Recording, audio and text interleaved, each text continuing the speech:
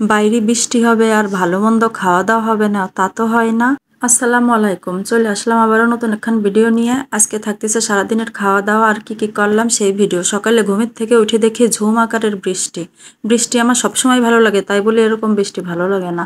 আরও যদি থাকে বাইরে যাওয়া কোনো কাজ, আজকে আমার বাইরে যাওয়াই লাগবে, গুরুত্বপূর্ণ একটা কাজ আছে। সকালের থেকে বৃষ্টি, এই বৃষ্টি আর থামাথামির নাম নাই। আমি বেরোয় গেলাম 9টার দিকে, আর কাজটা সেরে বাসায় আসলাম। জোহরের আজান দিয়ে দিছে, এসে কোনো মতে কিছু খেয়ে ঘুম দিলাম। ঘুমের থেকে উঠে দেখি আমার শাশুড়ি বিকালে অফিসের থেকে এসে লেগে গেছে পিঠা বানানোর কাজে। আমার হাতের এই পিঠাটা এত মজা হয় আর এত সুন্দর বানাতে পারে আমার শাশুড়ি, কিন্তু আজকের পিঠাটা তেমন ফুলতেছিল না কি জানি, কিন্তু খাতে কিন্তু সেরম মজা হয়েছিল। আর পাশের চুলায় দেখলাম এক হাঁড়ি নিহারি চড়াই দিচ্ছে। সে আসলে রান্না বান্নায় খুব এক্সপার্ট, একাই 100।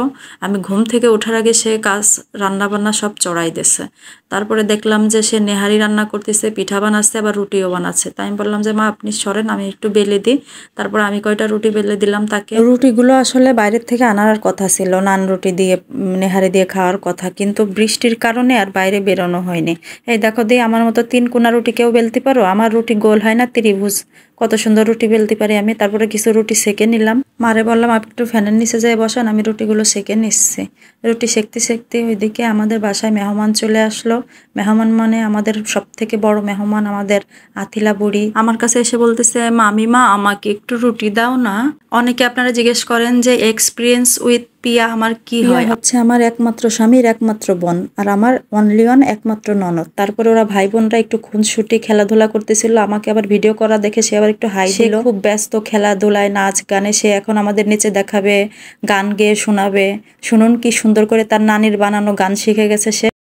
আইরে পাখি আয়, লাল জামা গাই, লাল জামা খুলে দেব আতলার বেবি গাই, আতলার বেবি কমলালে এখন খেয়ে আমার তোমার সাথ ছোট্ট মানুষ কিচ্ছু বোঝে না, শুধু কান্না করে যায়। এটা হচ্ছে তার স্থান, স্টেজ আলনার এক সাইডে। সে এখানে বসে সবার সাথে গল্প, খুনসুটি, আড্ডা, কথা বলে। গল্প করতে করতে ওইদিকে মা সবার জন্য খাবার রেডি করছে, বাটিতে বাটিতে নিহারি উঠাই দিচ্ছে।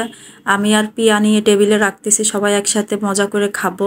রান্নাটা এত সুন্দর হয়েছে, রেসিপি শেয়ার করতে পারি নাই। আমি ঘুম থেকে ওঠার আগে মা রান্না চড়াই দিচ্ছে। আজকে সারাদিন বৃষ্টি, ঘুম থেকে উঠে বৃষ্টি, এখন রাত্রে খাওয়া দাওয়া করে ঘুমাতে যাব তাও বৃষ্টি। আসলে বৃষ্টির সময় একটু ভালো মন্দ খাতে সবারই ইচ্ছা করে, তাই আমার শাশুড়ি মা নিহারি রান্না করছে, রুটি বানাইছে, আবার তেলের পিঠা বানাইছে।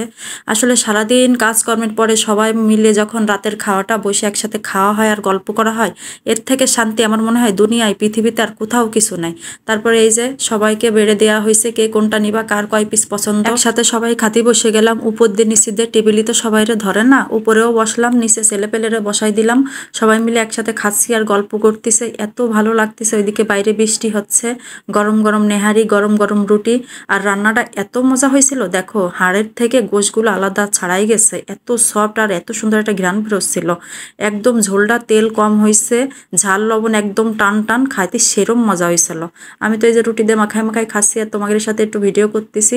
খুবই চমৎকার হয়েছিল রান্নাটা। ভিডিওটা যদি তোমাকে ভালো লেগে থাকে অবশ্যই লাইক, কমেন্ট, শেয়ার করতে ভুলো না। আমি তাহলে আজকে খাতে খাতে চলে যাচ্ছি, দেখা হবে পরের কোনো ভিডিওতে। ধন্যবাদ।